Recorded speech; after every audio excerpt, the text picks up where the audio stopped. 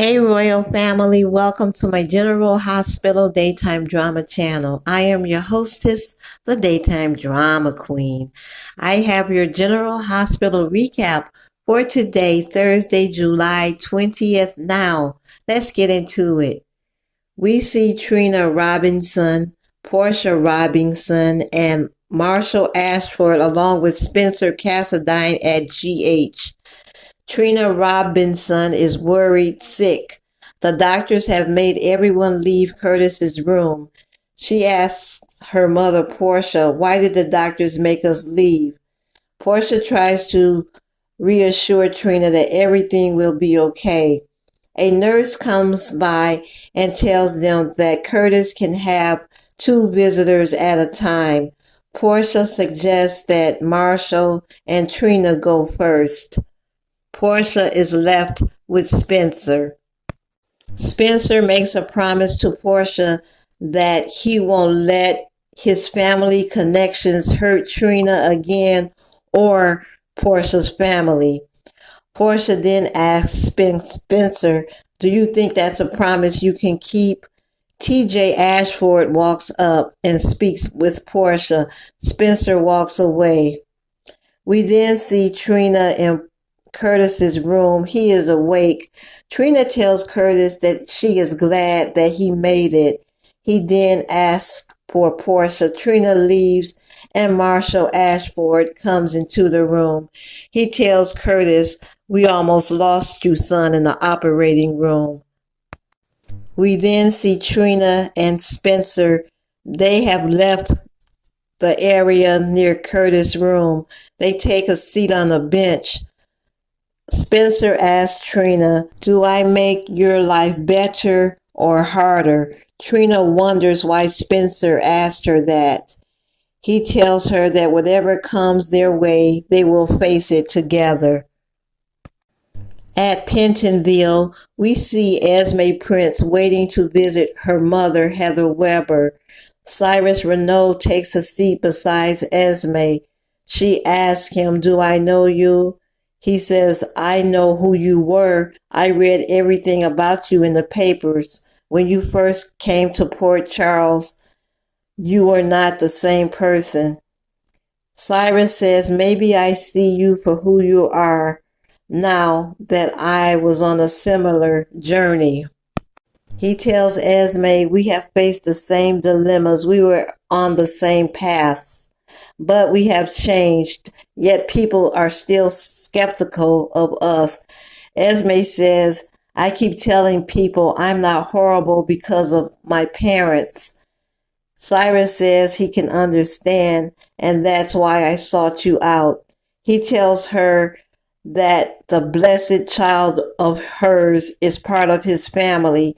He says that Laura Collins is his sister, and that makes Ace my family. Heather Weber walks up and snaps at Cyrus. Heather tells him that she's the only family of Ace and Esme. She tells Cyrus to go busy himself elsewhere. When Cyrus leaves, Heather tells Esme, I don't want you talking to that man. He's a dangerous person. Esme goes, like you? Esme tells Heather that, why did you abandon me?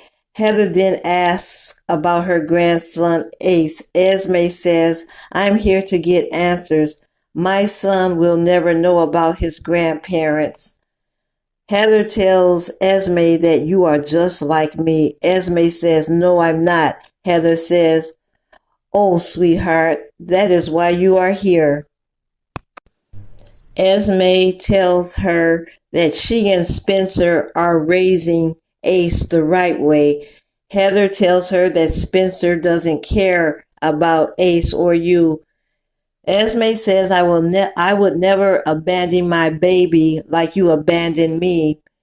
Heather says, when Spencer finds out what you did to your adopted parents, Esme is looking puzzled. She says that it was an accident. Heather says, oh, well, I'm not talking about that now. That's old news. Ava Jerome and Austin Gatlin Holt are seated at a restaurant. Nina Reeves and Sonny Corinthos walks up and joins them. Sonny starts to probe Austin with questions. Austin says that he doesn't mind and that he would want to know any man who wants to be in Avery's mother's life. Ava says Pilar has been negligent. Sonny says, so I trusted you found a nanny. Ava says, not yet. All of a sudden, a man walks up and greets Austin. He says that I am a former patient of yours. Austin goes, nice to meet you. The man says, you might not think so after you hear what I have to say. Austin then takes the man away from the dinner table. They are out back. Back at Ava's table, Ava says the nerve of that man coming in here interrupting like that. Sonny then excuses himself. We see the man and Austin talking. Austin says, what has Mason done now? The man says that Mason hasn't paid for his services. He also tells Austin that he is a part of it too. The man says, I want my money now. He takes Austin's arm and says, how hard would it be for you to operate with a broken arm? Sonny Corinthos appears and says, break him and I'll break you. Do you know who I am? The man replies, yes. Sonny has the man apologize to Austin. The man leaves. Sonny then says to Austin, when has the medical profession become so hazardous? Austin leaves to rejoin Ava.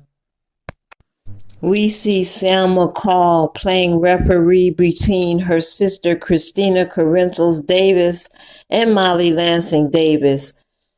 Sam suggests that they need to talk to one another.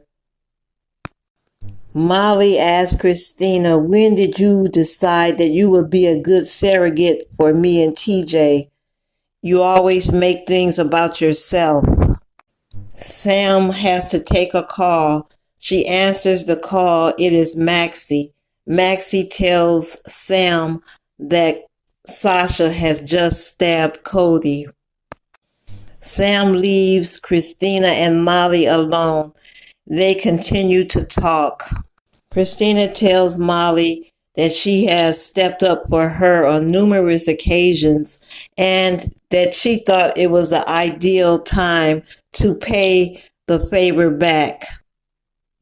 They then iron out their differences. Continuing from yesterday's episode, we see Sasha Gilmore standing with a knife in her hand. She has just stabbed Cody Bell. Maxie shouts at Sasha to drop the knife. Sasha goes in for seconds on Cody Bell. Maxie then shields Cody with her body. She tells Sasha, why would you want to hurt Cody? Sasha snaps out of it and says, Cody. Sasha had envisioned Cyrus Renault's face. She realized what she has done and drops the knife. She says, why would I want to stab Cody? She does not understand. Someone has videotaped the whole ordeal on their cell phone. A detective walks up and Sasha says, how is Cody? The detective says he's in bad shape and that you are the reason for it. You are under arrest for assault and battery. Maxie tells the detective that you can't arrest Sasha. She is not well. Maxie grabs Sasha's purse from the table and shows the detective that Sasha is on antidepressants. Gladys is nearby watching. She is nervous as a cat in a dog kennel. The interviewer tells the detective that Sasha just recently lost her baby and her husband. The detectives has Sasha arrested. He tells Maxie and the others that Sasha will need a psych evaluation. He then takes Sasha and no one else can ride along. In Curtis's hospital room, we see Portia, Marshall, and TJ. A doctor has come in to administer some tests. He pokes Curtis with a safety pin in his torso area. He moves down to his legs and begins to poke Curtis. TJ says, "Don't you feel that?" Curtis says, "I don't feel anything." He looks down and sees the needle in his legs. He realizes that he is paralyzed. Back at GH, we see that Sam McCall has gone to visit Cody Bell. She asks Cody, "What have you gotten yourself into now?" Cody said, "Nothing. Sasha stabbed me. She kept calling me Cyrus." Sam says that Cyrus Renault terrorized Sasha years ago. Cody says, "Do I look like Cyrus?" Sam says, "No." Cody tells Sam that there was something off about Sasha. He could see it in her eyes. Well, that's it for today's episode. Please send your thoughts, your comments, and your theories to the Daytime Drama Queen, and we will discuss later. Until then, this has been the Daytime Drama Queen saying, ta-ta!